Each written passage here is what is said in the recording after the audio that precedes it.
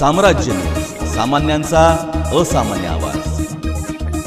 महामार्गावर प्रवासी आणि वाहनधारकांना अडवून लुटणाऱ्या टोळीचा बीड पोलिसांनी पर्दाफाश केला होता।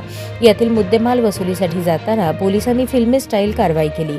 आधी गुन्हेगारी वस्तीची ड्रोन कॅमेऱ्याद्वारे रेकी केली। त्यानंतर 100 पोलिसांनी चहूबाजूने घेरत अचानक छापा मारला।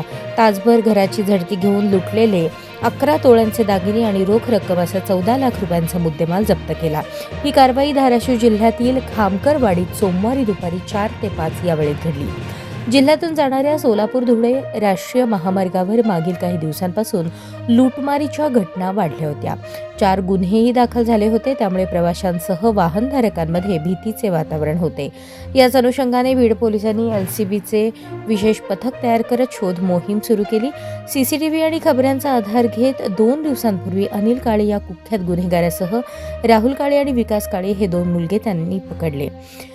येथेही पोलिसांनी पाठलाग करून त्यांना पकडले होते।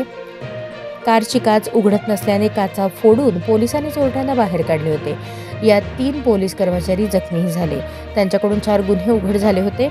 यातील मुद्देमाल हस्तगत करण्यासाठीच सोमवारी दुपारी बीड पोलिसांनी धाराशिव पोलिसांच्या मदतीने सापळा लावला होता।